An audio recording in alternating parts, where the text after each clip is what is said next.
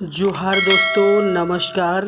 Birsa Munda classes में आपका हार्दिक स्वागत है। मैं दिल्लू सर, आपका साइंस एक्सपर्ट। आपका आज का जो सेशन है ह्यूमन एक्सक्रीटरी सिस्टम के 25 बहुत ही महत्वपूर्ण एमसीक्यूज लेकर आया हूँ प्यारे दोस्तों, जो कि हिंदी और इंग्लिश दोनों में विस्तृत जानकारी लेकर आया हूँ प्यारे दोस्तों। तो ज़्यादा देर न करते हुए ये जो हमारा आज का सेशन है बहुत ही ज़बरदस्त और शानदार होने वाला है। तो ज़्यादा देर न करते हुए आज के सेशन को स्टार्ट करते हैं प्यारे दोस्तों।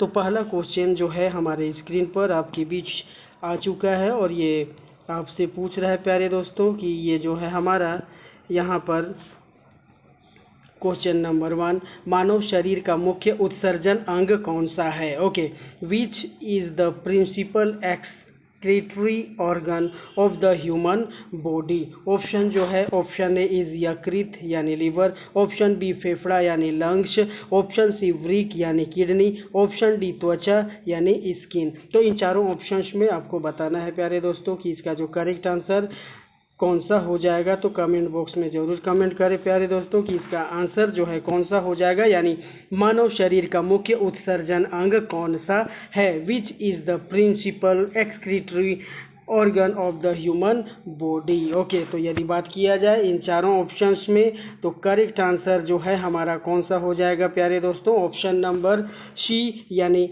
किडनी, वृक्क यानी kidney is the correct answer हो जाएगा। ऑप्शन नंबर सी हमारा सही उत्तर हो जाएगा। तो वृक्क मानव शरीर का मुख्य उत्सर्जी अंग है। यह रक्त को छानकर उसमें उपस्थित जो नाइट्रोजन युक्त अपशिष्ट, विशेषकर जो यूरिया को क्या करता है, ये हटाता है और मूत्र का निर्माण करता है। इसके अलावा किडनी जल, इलेक्ट्रोलाइट तथा अम्ल क्षार संतुलन बनाए रखने में भी महत्वपूर्ण भूमिका निभाता है प्यारे दोस्तों। ओके, तो the kidneys are the principal excretory organs of humans.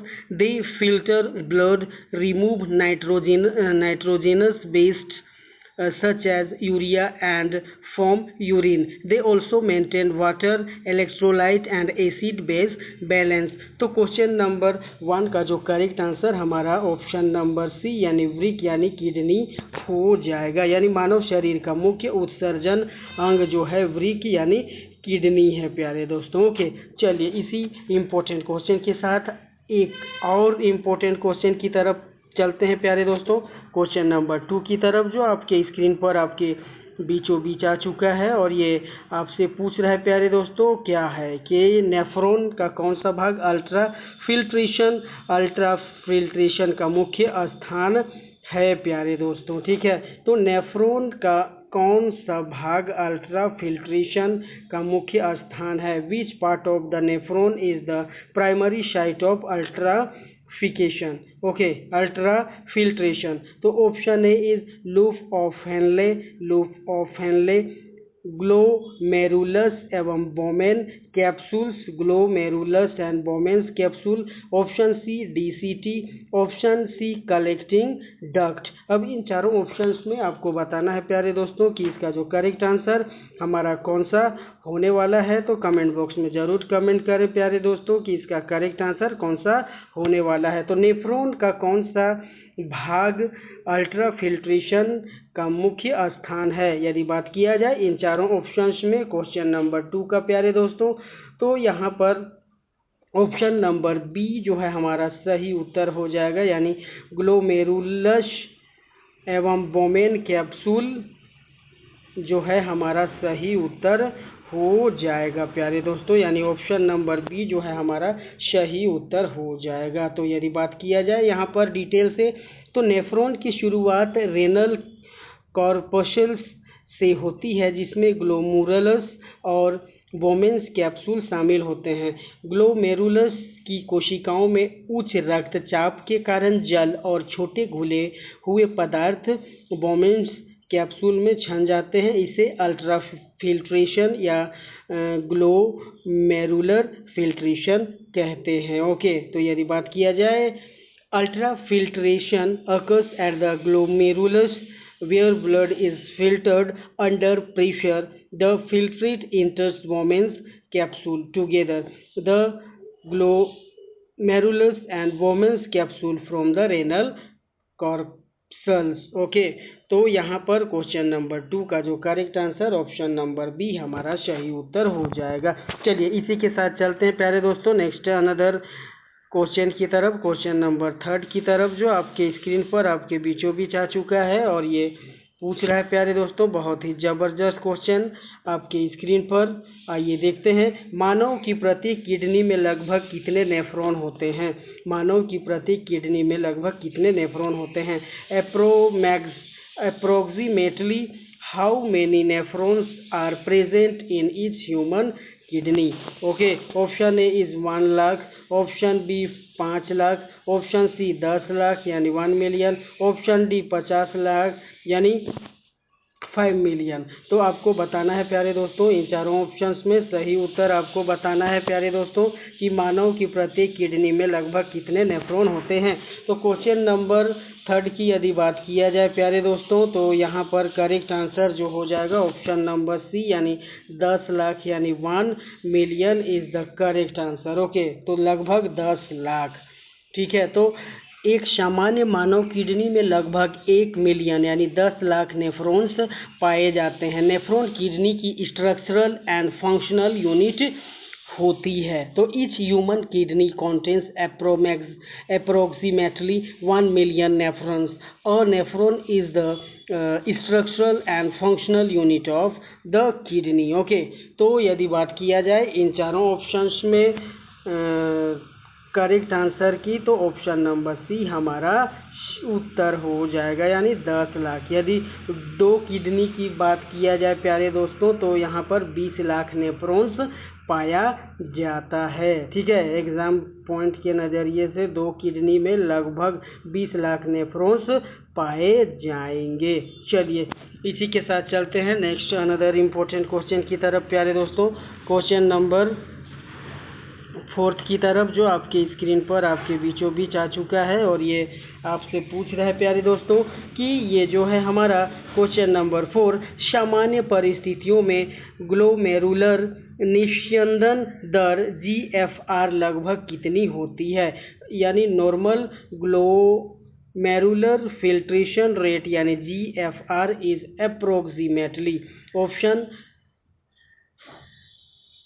50 ml per minute, 75 ml per minute, option C 125 ml per minute, option D 250 ml per minute। तो इन चारों ऑप्शंस में आपको बताना है प्यारे दोस्तों कि इसका जो करेक्ट आंसर हमारा कौन सा हो जाएगा। कमेंट बॉक्स में ज़रूर कमेंट करें प्यारे दोस्तों कि सामान्य परिस्थितियों में ग्लोमेरुलर निस्यंदन दर यानी GFR लगभग कितनी होती है। ओके, तो यदि बात किया जाए इन चारों ऑप्शंस में तो करेक्ट आंसर जो है हमारा ऑप्शन नंबर सी हमारा सही उत्तर हो जाएगा प्यारे दोस्तों, यानी 125 ml पर मिनट जो है इसका सही उत्तर हो जाएगा। यानी स्वस्थ वयस्क में सामान्य GFR लगभग 125 ml पर मिनट माना जाता है। इसका अर्थ है कि दोनों किडनीज के ग्लोमेरुली मिलकर लगभग 125 ml प्लाज्मा फिल्ट्रेट प्रति मिनट बनाते हैं। ठीक है, तो इसका जो करेक्ट आंसर हमारा कौन सा हो जाएगा प्यारे दोस्तों, ऑप्शन नंबर सी हमारा सही उत्तर हो जाएगा। तो normal GFR is approximately 125 ml per minute which corresponds to roughly 180 liter of filtrate per day. Most of this filtrate is reabsorbed. Okay, तो यहाँ पर क्वेश्चन नंबर 4 का जो करेक्ट आंसर हमारा ऑप्शन नंबर सी यानी 125 ml पर minute हो जाएगा। चलिए इसी के साथ चलते हैं प्यारे दोस्तों नेक्स्ट अनदर इम्पोर्टेंट क्वेश्चन की तरफ, क्वेश्चन नंबर 5 की तरफ, जो आपके स्क्रीन पर आपके बीचों बीच आ चुका है और ये आपसे पूछ रहा है बहुत ही जबरदस्त और जानदार क्वेश्चन, बराबर पूछा जाने वाला क्वेश्चन आपके स्क्रीन पर, आपके बिरसा मुंडा क्लासेस पर प्यारे दोस्तों। तो मूत्र का पीला रंग किस वर्णक के कारण होता है? Yellow colour of urine is due to, तो बिलीरुबिन के कारण, हीमोग्लोबिन के कारण, यूरोक्रोम के कारण या मेलानिन के कारण होता है। तो इन चारों ऑप्शंस में आपको बताना है प्यारे दोस्तों इसका जो करेक्ट आंसर हमारा कौन सा होने वाला है। तो कमेंट बॉक्स में जरूर कमेंट करें प्यारे दोस्तों कि इसका जो करेक्ट आंसर यानी मूत्र का पीला रंग किस वर्णक के कारण होता है। Yellow colour of urine is due to. Okay, तो यदि बात किया जाए क्वेश्चन नंबर 5 का, तो यदि बात किया जाए यहाँ पर ऑप्शन नंबर सी को लॉक की कर दिया जाए प्यारे दोस्तों। जो लोग भी ऑप्शन सी को मारे हैं, जी हाँ बिल्कुल सही जा रहे हैं। तो मूत्र का सामान्य हल्का पीला रंग मुख्यतः यूरोक्रोम यानी यूरोबिलिन जैसे पिगमेंट्स के कारण होता है। शरीर में हाइड्रेशन के अनुसार यूरिन का रंग हल्के पीले से गहरे पीले तक हो सकता है। ओके, तो the normal yellow colour of urine is mainly due to pigment such as urochrome और यूरोबिलिन। ओके, तो क्वेश्चन नंबर 5 का जो करेक्ट आंसर हमारा ऑप्शन नंबर सी यानी यूरोक्रोम हो जाएगा। ओके, चलिए इसी के साथ चलते हैं प्यारे दोस्तों नेक्स्ट अनदर इम्पोर्टेंट क्वेश्चन की तरफ, क्वेश्चन नंबर 6 की तरफ। तो आइए देखते हैं क्वेश्चन नंबर 6 आपसे क्या पूछ रहा है प्यारे दोस्तों। तो ये पूछ रहा है एडीएच यानी एंटी डायूरेटिक हार्मोन का मुख्य कार्य क्या है प्यारे दोस्तों। The main function of ADH is, okay, तो ऑप्शन ए इज सोडियम उत्सर्जन बढ़ाना, ऑप्शन बी ग्लूकोज पुनः अवशोषण करना, ऑप्शन सी जल का पुनः अवशोषण बढ़ाना, ऑप्शन डी यूरिया बनाना। अब इन चारों ऑप्शंस में आपको बताना है प्यारे दोस्तों। तो ये जो क्वेश्चन है इसका करेक्ट आंसर जरूर देने का कोशिश करें प्यारे दोस्तों कि एडीएच यानी एंटी डायूरेटिक हार्मोन का मुख्य कार्य क्या होता है। तो क्वेश्चन नंबर 6 जो है यहाँ पर आ चुका है, आपसे पूछ रहा है और इसका करेक्ट आंसर आपको बताना है। कमेंट बॉक्स में जरूर कमेंट करें प्यारे दोस्तों।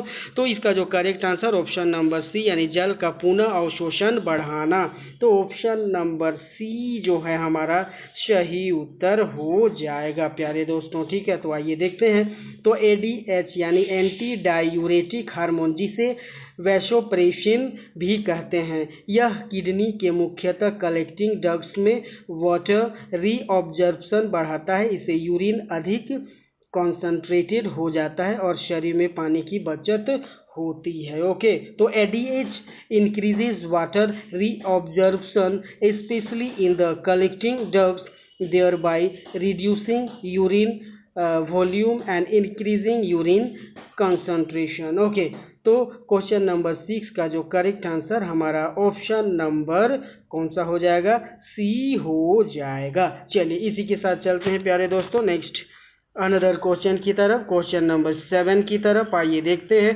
क्वेश्चन नंबर 7 आपसे क्या पूछ रहा है प्यारे दोस्तों, आइए देखते हैं। तो क्वेश्चन नंबर 7 आपके बीच आ चुका है। यूरिया का निर्माण किस अंग में होता है? Urea is synthesized in, option A kidney, option B spleen, option C liver, option D pancreas. तो क्या हो जाएगा इन चारों ऑप्शंस में, यानी यूरिया का निर्माण किस अंग में होता है प्यारे दोस्तों। तो कमेंट बॉक्स में ज़रूर कमेंट करें कि इसका जो करेक्ट आंसर हमारा कौन सा हो जाएगा, यानी यूरिया का निर्माण किस अंग में होता है। क्वेश्चन नंबर 7 बहुत ही ज़बरदस्त और शानदार क्वेश्चन प्यारे दोस्तों, आइए देखते हैं। तो यहाँ पर यदि बात किया जाए ऑप्शन नंबर सी जो है हमारा सही उत्तर निकल कर आ रहा है प्यारे दोस्तों, यानी यूरिया का निर्माण जो है लीवर से के द्वारा होता है प्यारे दोस्तों। तो अमीनो अम्ल में मेटाबॉलिज्म से अमोनिया बनता है। अमोनिया शरीर के लिए अत्यधिक टॉक्सिक है। लीवर इसे यूरिया साइकिल के द्वारा रिलेटिवली लेस टॉक्सिक यूरिया में परिवर्तित करता है। इसके बाद यूरिया रक्त के माध्यम से किडनी तक पहुंचता है और यूरिन के द्वारा बाहर निकल जाता है। ओके, तो यदि बात किया जाए urea is the synthesized in the liver through the urea cycle, the kidneys subsequently excrete urea in urine. Okay, तो क्वेश्चन नंबर 7 का जो correct answer option number C हमारा सही उत्तर हो जाएगा। तो जिन्होंने भी ऑप्शन नंबर सी को लॉक किया है, जी हाँ बिल्कुल सही है प्यारे दोस्तों। चलिए इसी के साथ चलते हैं नेक्स्ट अनदर इम्पोर्टेंट क्वेश्चन की तरफ, क्वेश्चन नंबर 8 की तरफ। तो आइए देखते हैं क्वेश्चन नंबर 8 आपसे क्या पूछ रहा है प्यारे दोस्तों। ये पूछ रहा है यूरिया चक्र यानी यूरिया साइकिल को और किस नाम से जाना जाता है। The urea cycle is also known as, okay, option A is Calvin cycle, option B Krebs cycle, option C glycolysis, option D ornithine cycle. अब इन चारों ऑप्शंस में आपको बताना है प्यारे दोस्तों इसका जो करेक्ट आंसर हमारा कौन सा होने वाला है। तो बताइए यूरिया चक्र यानी यूरिया साइकिल को और किस नाम से जाना जाता है प्यारे दोस्तों। क्वेश्चन नंबर 8 यदि बात किया जाए ऑप्शन नंबर डी जो है हमारा सही उत्तर हो जाएगा, यानी ऑर्निथिन साइकिल क्या हो जाएगा, ऑप्शन नंबर डी हमारा सही उत्तर हो जाएगा। तो यूरिया साइकिल को ऑर्निथिन साइकिल या क्रेब्स हैंसेलिट साइकिल भी कहा जाता है। यह मुख्यतः लीवर में अमोनिया को यूरिया में बदलने का मेटाबॉलिक एक रास्ता है, पाथवे है। Okay, the urea cycle is also known as the ornithine cycle और Krebs Henseleit cycle. It converts toxic ammonia into urea. Okay, तो क्वेश्चन नंबर 8 का जो करेक्ट आंसर हमारा ऑप्शन नंबर डी यानी ऑर्निथिन साइकिल हो जाएगा। चलिए इसी के साथ चलते हैं प्यारे दोस्तों नेक्स्ट अनदर इम्पोर्टेंट क्वेश्चन की तरफ, क्वेश्चन नंबर 9 की तरफ प्यारे दोस्तों। लूप ऑफ हेनले का मुख्य कार्य क्या है। लूप ऑफ हेनले का मुख्य कार्य क्या है। Main function of loop of Henle is, option A is ultra filtration, option B secretion only, option C urine concentration by counter current mechanism, option D protein synthesis. तो इन चारों options में आपको बताना है प्यारे दोस्तों कि इन चारों ऑप्शंस में सही उत्तर कौन सा होने वाला है, यानी लूप ऑफ हेनले का मुख्य कार्य क्या है। ओके, तो यदि बात किया जाए क्वेश्चन नंबर 9 का जो करेक्ट आंसर आइए देखते हैं कौन सा होने वाला है। तो यहाँ पर सी नंबर जो है हमारा सही उत्तर हो जाएगा प्यारे दोस्तों, यानी urine concentration by counter current mechanism. Okay,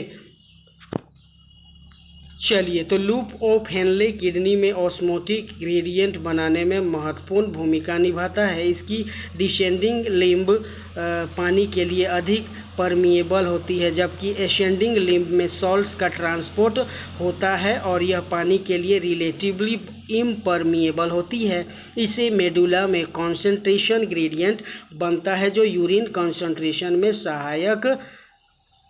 सहायता करता है प्यारे दोस्तों। ठीक है, तो the loop of Henle helps establish the medullary osmotic gradient through the counter current mechanism allowing the kidney to concentrate urine. तो यहाँ पर क्वेश्चन नंबर 9 का जो करेक्ट आंसर हमारा ऑप्शन नंबर सी हमारा सही उत्तर हो जाएगा। चलिए इसी के साथ चलते हैं प्यारे दोस्तों नेक्स्ट अनदर इम्पोर्टेंट क्वेश्चन की तरफ, क्वेश्चन नंबर 10 की तरफ जो आपके स्क्रीन पर आपके बीचों बीच आ चुका है और ये आपसे पूछ रहा है प्यारे दोस्तों, किडनी में काउंटर करेंट मैकेनिज्म मुख्यतः किसके बीच कार्य करता है। ओके, किडनी में काउंटर करेंट मैकेनिज्म मुख्यतः किसके बीच कार्य करता है, यानी counter current mechanism operates mainly between, option A is Bowman's capsule and DCT, option C PCT and DCT, option C loop of Henle's vasa recta, option D ureter and bladder. अब इन चारों options में आपको बताना है प्यारे दोस्तों कि इसका जो करेक्ट आंसर हमारा कौन सा होने वाला है। तो कमेंट बॉक्स में ज़रूर कमेंट करें प्यारे दोस्तों कि ये जो है किडनी में काउंटर करंट मैकेनिज्म जो है मुख्यतः किसके बीच कार्य करता है। तो क्वेश्चन नंबर 10 का यदि बात किया जाए प्यारे दोस्तों यहाँ पर, तो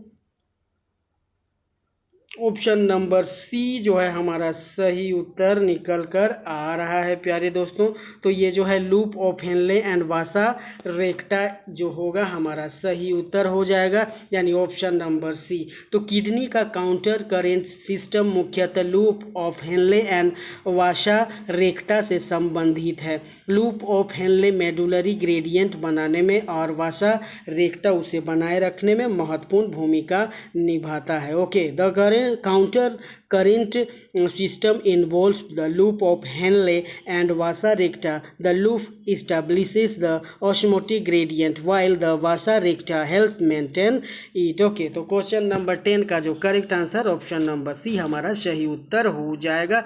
ओके, चलिए इसी के साथ चलते हैं प्यारे दोस्तों नेक्स्ट अनदर इम्पोर्टेंट क्वेश्चन की तरफ, क्वेश्चन नंबर 11 की तरफ। ओके, बहुत ही ज़बरदस्त और शानदार क्वेश्चन आपके स्क्रीन पर आपके बीचों बीच प्यारे दोस्तों।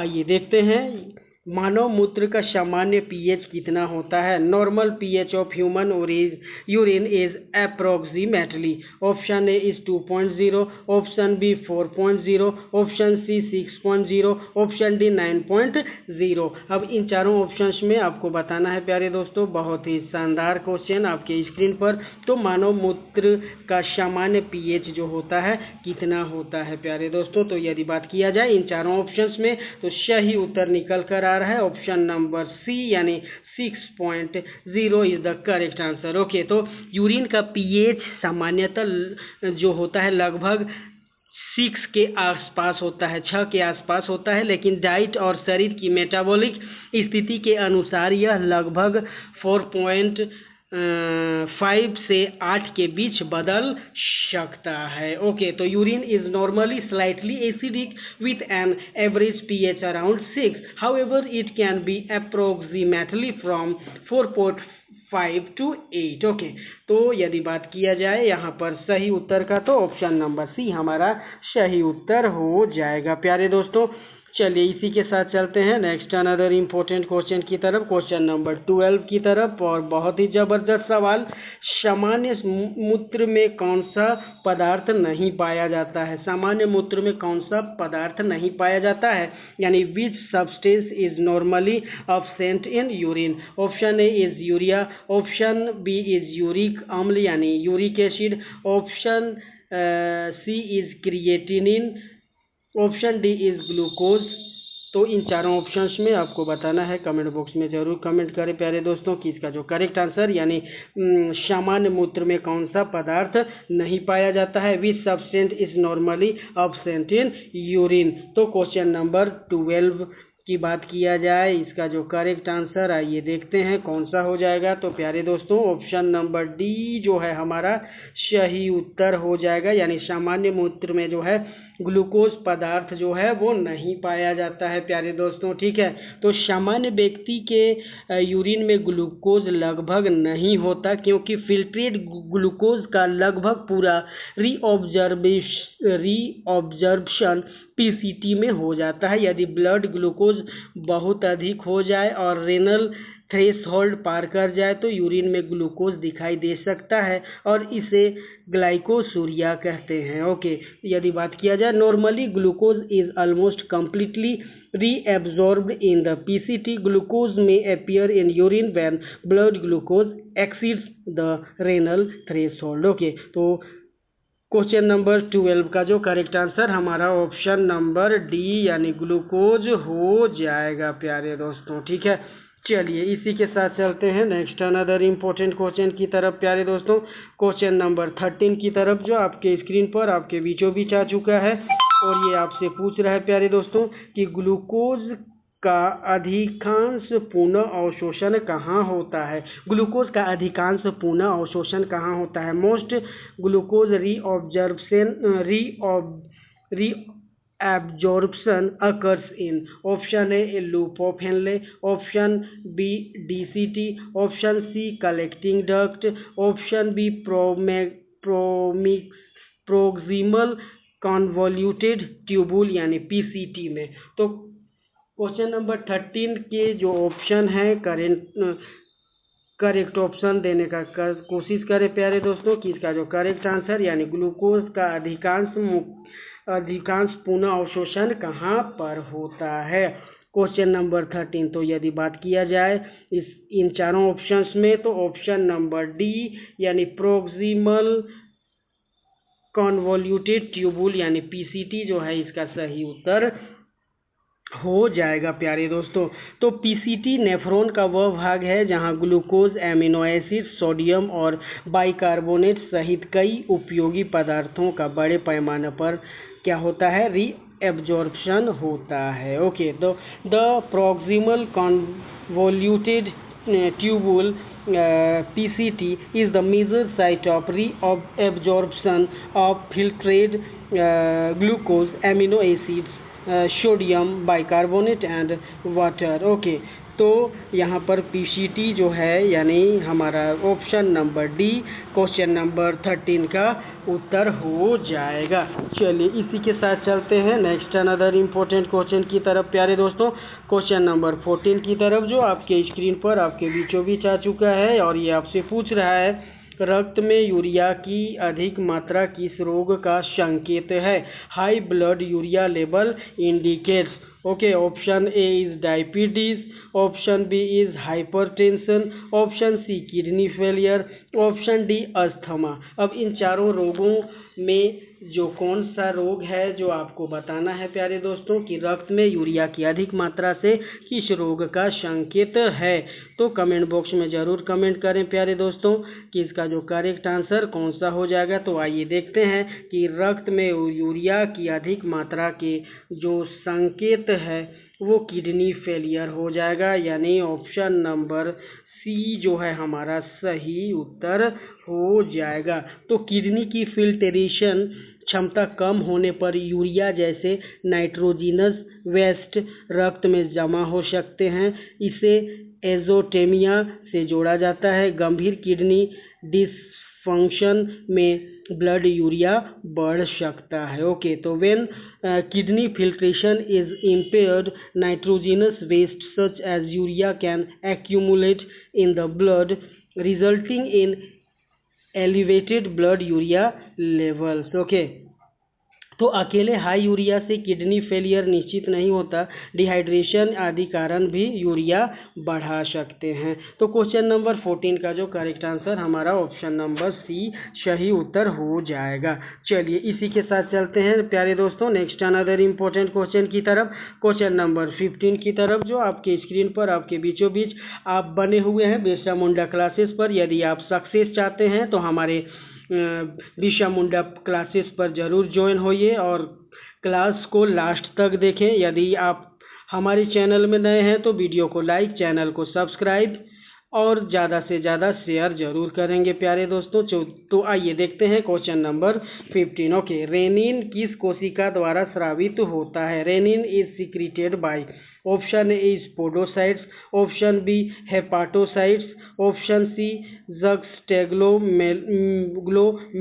Glomerular cells, option D macula densa. तो इन चारों ऑप्शंस में आपको बताना है प्यारे दोस्तों कि ये जो कौन सा सही उत्तर हो जाएगा। तो कमेंट बॉक्स में ज़रूर कमेंट करें प्यारे दोस्तों कि रेनिन किस कोशिका द्वारा स्रावित होता है। Renin is secreted by. तो यदि बात किया जाए इन चारों ऑप्शंस में ऑप्शन नंबर सी जो है हमारा सही उत्तर हो जाएगा, यानी जुक्स्टेग्लोमेरुलर सेल्स जो है हमारा सही उत्तर हो जाएगा। तो जी यानी जुक्स्टेग्लोमेरुलर सेल्स किडनी की अफेरेंट आर्टेरियोल की स्पेशलाइज्ड स्मूथ मसल सेल हैं। ये रेनिन का सिक्रीशन करती हैं। रेनिन ब्लड प्रेशर रेगुलेशन में आरएएस के माध्यम से महत्वपूर्ण भूमिका निभाता है। ओके, तो renin is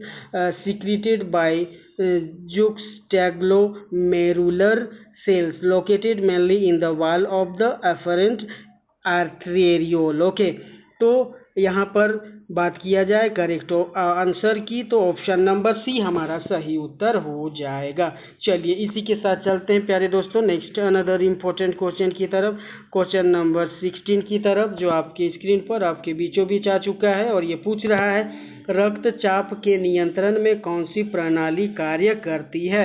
which system regulates blood pressure through kidneys? Okay, तो यदि बात किया जाए इन चारों ऑप्शंस में सही उत्तर का, तो ऑप्शन पहले देखते हैं। ऑप्शन ए इज, क्या यह डाइजेस्टिव सिस्टम है? ऑप्शन, क्या यह नर्वस सिस्टम मान ली है? ऑप्शन सी रेनिन एंजियोटेंसिन यानी एल्डोस्टेरोन सिस्टम यानी RAS है, या रिस्पायरेटरी सिस्टम है? तो इन चारों ऑप्शंस में आपको बताना है। कमेंट बॉक्स में जरूर कमेंट करें प्यारे दोस्तों कि इसका जो करेक्ट आंसर हमारा कौन सा होने वाला है, यानी रक्तचाप के नियंत्रण में कौन सी प्रणाली कार्य करती है। Okay, which system regulates blood pressure through the kidneys? तो यदि बात किया जाए क्वेश्चन नंबर 16 का करेक्ट आंसर का, तो ऑप्शन नंबर सी हमारा सही उत्तर हो जाएगा प्यारे दोस्तों यहाँ पे। ठीक है, तो renin angiotensin aldosterone system RAS। Okay, तो यदि बात किया जाए यहाँ पर सही उत्तर की प्यारे दोस्तों, तो RAS यानी जब ब्लड प्रेशर या रेनल परफ्यूजन कम होती है, किडनी से रेनिन रिलीज होता है, इसके बाद एंजियोटेंसिन 2 बनता है जो वैसो कंस्ट्रिक्शन करता है और एल्डोस्टेरोन सिक्रीशन को बढ़ाता है। इससे सोडियम और वाटर रिटेंशन बढ़ सकती है तथा ब्लड प्रेशर बढ़ सकता है। इसलिए क्वेश्चन नंबर 16 का जो करेक्ट आंसर हमारा ऑप्शन नंबर सी हो जाएगा प्यारे दोस्तों। चलिए इसी के साथ चलते हैं नेक्स्ट अनदर इम्पोर्टेंट क्वेश्चन की तरफ, क्वेश्चन नंबर 17 की तरफ प्यारे दोस्तों। और ये आ चुका है आपकी स्क्रीन पर। किडनी द्वारा स्रावित एरिथ्रोपोइटिन का कार्य क्या है? Function of erythropoietin secreted by kidney is, okay, option A is platelet formation, option B WBC formation, option C RBC formation, option D plasma formation. तो इन चारों ऑप्शंस में आपको बताना है प्यारे दोस्तों कि इसका जो करेक्ट आंसर हमारा कौन सा हो जाएगा प्यारे दोस्तों। ओके, तो आइए देखते हैं इसका जो करेक्ट आंसर हमारा कौन सा हो जाएगा, यानी किडनी द्वारा स्रावित एरिथ्रोपोइटिन का कार्य जो है 17 नंबर का सही उत्तर बताते हैं RBC फॉर्मेशन होता है, यानी यहाँ पर ऑप्शन नंबर सी जो है हमारा सही उत्तर हो जाएगा प्यारे दोस्तों। ठीक है, तो किडनी में ऑक्सीजन लेवल कम होने पर इरिथ्रोपोइटिन EPO का प्रोडक्शन बढ़ता है। EPO बोन मैरो को लाल रक्त कोशिकाओं यानी RBC प्रोडक्शन के लिए स्टिमुलेट करता है। ओके, तो erythropoietin stimulates the bone marrow to produce red blood cells RBCs, especially when tissue oxygen levels are low. Okay, तो क्वेश्चन नंबर 17 का जो करेक्ट आंसर हमारा option number C is the correct answer. चलिए इसी के साथ चलते हैं प्यारे दोस्तों नेक्स्ट अनदर इम्पोर्टेंट क्वेश्चन की तरफ, क्वेश्चन नंबर 18 की तरफ, जो आपके स्क्रीन पर आपके बीचों बीच आ चुका है। यूरिक अम्ल किसके अपघटन से बनता है? Uric acid is produced from the break down of, option A is protein, option B is lipid, option C is purines, option D is carbohydrates. तो इन चारों ऑप्शंस में आपको बताना है प्यारे दोस्तों कि इसका जो करेक्ट आंसर हमारा कौन सा होने वाला है, यानी यूरिक अम्ल किसके अपघटन से बनता है। Okay, uric acid is produced from the break down of. तो यदि बात किया जाए क्वेश्चन नंबर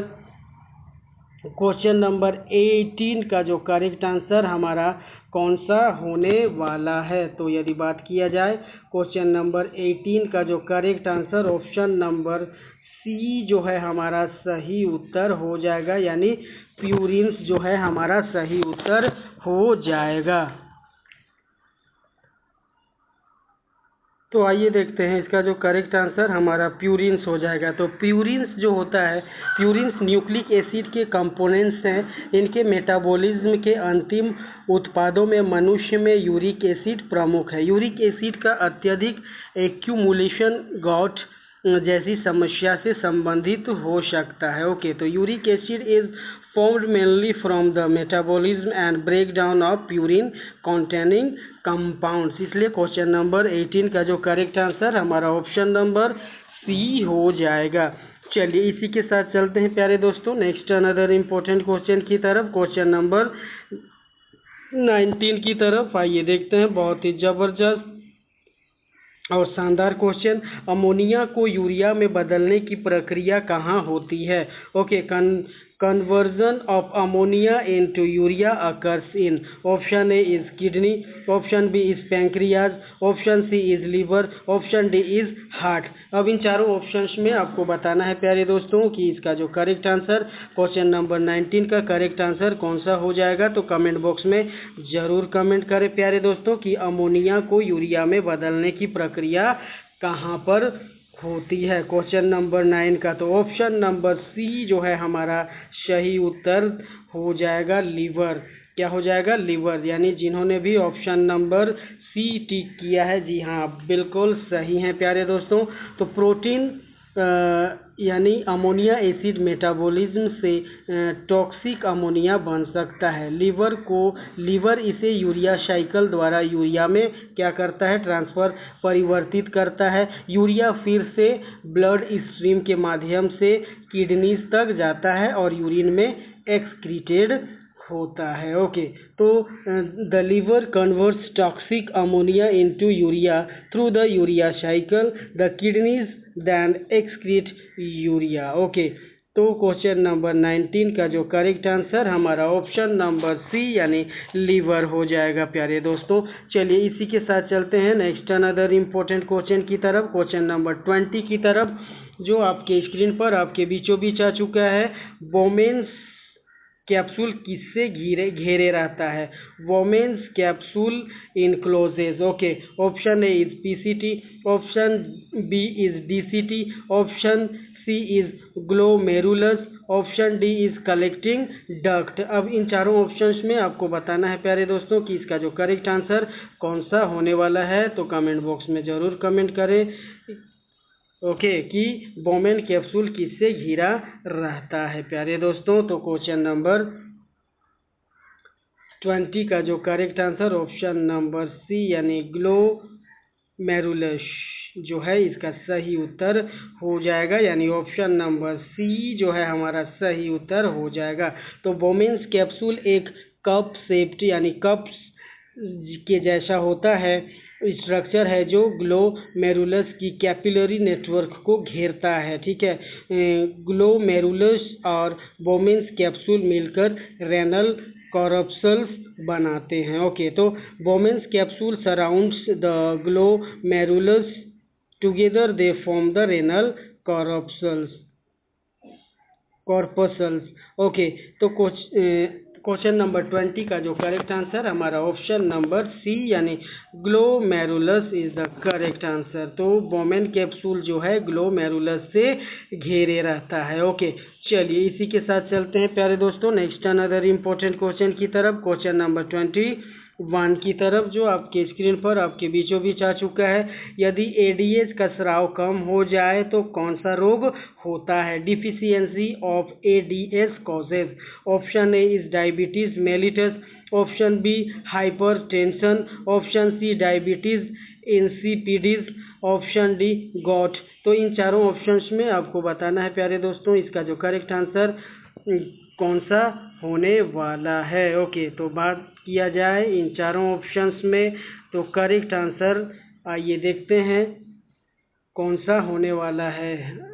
ओके, तो deficiency of AD is causes which disease? तो डायबिटीज इंसिपिडस। ओके, यानी ऑप्शन नंबर सी जो है हमारा सही उत्तर हो जाएगा। ओके, तो एडीएच की कमी या उसके प्रभाव में कमी के कारण किडनी पर्याप्त वाटर जो है रीएब्जॉर्ब नहीं कर पाती है और जिसके परिणाम स्वरूप अधिक मात्रा में डिल्यूट यूरिन बन सकता है और एक्सेसिव थर्स्ट हो सकती है। इस कंडीशन को डायबिटीज़ इंसिपिडस कहते हैं। तो insufficient ADH can cause diabetes insipidus characterized by excessive production of dilute urine and increased thirst। Okay, तो क्वेश्चन नंबर 21 का जो करेक्ट आंसर हमारा ऑप्शन नंबर सी हो जाएगा।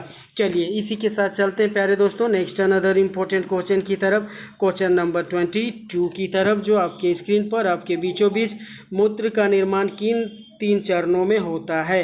मूत्र का निर्माण किन 3 चरणों में होता है। Urine formation occurs in which 3 steps. Okay, तो option A is digestion, absorption, excretion. Option B respiration, filtration, secretion. Option C filtration, reabsorption, tubular secretion.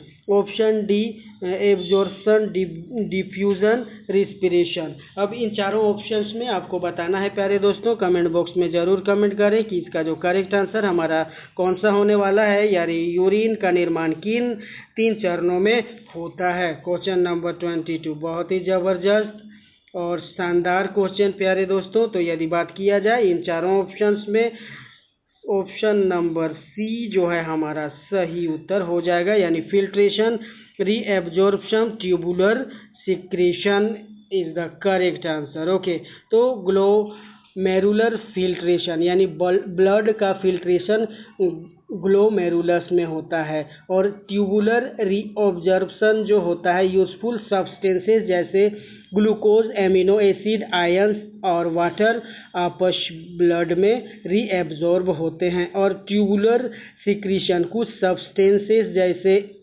H plus ion, K plus ion और कुछ वेस्ट ट्यूबुलर फ्लूइड में secreted होते हैं। Okay, तो urine formation involves 3 major processes, that is glomerular filtration, second is tubular reabsorption and third one is tubular secretion. Okay, तो question number 22 का जो correct answer हमारा ऑप्शन नंबर सी हमारा सही उत्तर हो जाएगा। ओके, चलिए इसी के साथ चलते हैं नेक्स्ट अनदर क्वेश्चन की तरफ, क्वेश्चन नंबर 23 की तरफ, जो आपके स्क्रीन पर आपके बीचों बीच आ चुका है, और ये आपसे पूछ रहा है प्यारे दोस्तों कि मानव में यूरेटर की संख्या कितनी होती है। How many ureters are present in humans। Option A is 1, option B is 2, option C is 3, option D is 4। अब इन चारों ऑप्शंस में आपको बताना है प्यारे दोस्तों कि मानव यूरेटर में कितनी संख्या होती है। तो कमेंट बॉक्स में ज़रूर कमेंट करें प्यारे दोस्तों, आपका इंतज़ार रहेगा कमेंट बॉक्स में उत्तर देखने के लिए। तो मानव यूरेटर में जो संख्या होती है वो कितनी होती है प्यारे दोस्तों। ऑप्शन नंबर बी यानी 2 होता है। मनुष्य में 2 किडनी और 2 यूरेटर्स होते हैं। प्रत्येक किडनी से एक यूरेटर निकलता है और यूरिन को किडनी से यूरिनरी ब्लैडर तक पहुंचाता है। तो humans normally have 2 ureters, 1 from each kidney. They transport urine from the kidneys to urinary bladder। Okay, तो क्वेश्चन नंबर 23 का जो करेक्ट आंसर हमारा ऑप्शन नंबर बी हो जाएगा। चलिए इसी के साथ चलते हैं प्यारे दोस्तों नेक्स्ट अनदर इम्पोर्टेंट क्वेश्चन की तरफ, क्वेश्चन नंबर 24 की तरफ, जो आपके स्क्रीन पर आपके बीचों बीच आ चुका है, और ये आपसे पूछ रहा है प्यारे दोस्तों कि ये जो है हमारा नेफ्रॉन का कौन सा भाग सबसे अधिक पुनः अवशोषण करता है। Okay, which part of nephron performs maximum reabsorption. Okay, option A DCT, option B collecting duct, option C loop of Henle, option D proximal convoluted tubule यानी PCT। तो इन चारों ऑप्शंस में आपको बताना है, कमेंट बॉक्स में ज़रूर कमेंट करें प्यारे दोस्तों कि इसका जो करेक्ट आंसर हमारा कौन सा होने वाला है प्यारे दोस्तों। आइए देखते हैं, यानी नेफ्रॉन का कौन सा भाग है जो पुनः अवशोषण करता है। तो यदि बात किया जाए क्वेश्चन नंबर 24 की, तो यहाँ पर ऑप्शन नंबर डी हमारा सही उत्तर हो जाएगा, यानी प्रोक्सिमल कॉन्वोल्यूटेड ट्यूबुल जो है यानी PCT जो है इसका करेक्ट आंसर हो जाएगा प्यारे दोस्तों। तो PCT नेफ्रॉन में मैक्सिमम रीएब्जॉर्प्शन का प्रमुख स्थान है। यहाँ filtered water, sodium, glucose, amino acids, bicarbonate आदि का बड़ा हिस्सा वापस ब्लड में चला जाता है। यदि बात किया जाए, the PCT is the major site of reabsorption in the nephron in large proportion of filtered water, sodium, glucose, amino acid and bicarbonate is reabsorbed here. Okay, तो क्वेश्चन नंबर 24 का जो करेक्ट आंसर हमारा option number D correct answer हो जाएगा। चलिए इसी के साथ चलते हैं प्यारे दोस्तों नेक्स्ट अनदर इम्पोर्टेंट क्वेश्चन की तरफ, क्वेश्चन नंबर 25 की तरफ। आइए देखते हैं ये हमसे क्या पूछ रहा है। तो ये जो पूछ रहा है आपसे प्यारे दोस्तों कि किडनी की कार्यक्षमता का सबसे विश्वसनीय संकेतक कौन सा है, यानी which is the best indicator of kidney function. Option A is blood sugar, option B haemoglobin, option C glomerular filtrate rate यानी GFR, option D RBC count. अब इन चारों ऑप्शंस में आपको बताना है प्यारे दोस्तों, कमेंट बॉक्स में ज़रूर कमेंट करें और उत्तर दें इस क्वेश्चन का, यानी किडनी की कार्यक्षमता का सबसे विश्वसनीय संकेतक कौन सा है, यानी which is the best indicator of kidney function. Okay, तो यदि बात किया जाए इन चारों ऑप्शंस में सही उत्तर का प्यारे दोस्तों, तो ऑप्शन नंबर सी जो है हमारा सही उत्तर हो जाएगा, यानी ग्लोमेरुलर फिल्ट्रेशन रेट यानी GFR जो है हमारा सही उत्तर हो जाएगा। ओके, तो GFR किडनी की फिल्ट्रेशन कैपेसिटी का महत्वपूर्ण क्वांटिटेटिव इंडिकेटर है और यह बताता है कि किडनी जो है प्रति मिनट कितना फिल्ट्रेट बना रही है। Okay, GFR kidney function assessment में अत्यंत महत्वपूर्ण पैरामीटर होता है, यानी glomerular filtration rate GFR is a की quantitative measure of kidney filtration function. A reduction in GFR can indicate impaired kidney function. Okay, तो क्वेश्चन नंबर 25 का जो करेक्ट आंसर हमारा ऑप्शन नंबर सी हो जाएगा। तो प्यारे दोस्तों आज का सेशन आपको कैसा लगा? यदि आपको ये सेशन अच्छा लगे तो वीडियो को लाइक और चैनल को सब्सक्राइब जरूर से ज़रूर कीजिएगा। फिर मिलते हैं एक नए सेशन के साथ, नए ऊर्जा के साथ। तब तक के लिए आप सभी को झारखंडी जोहार। जय हिंद, जय भारत।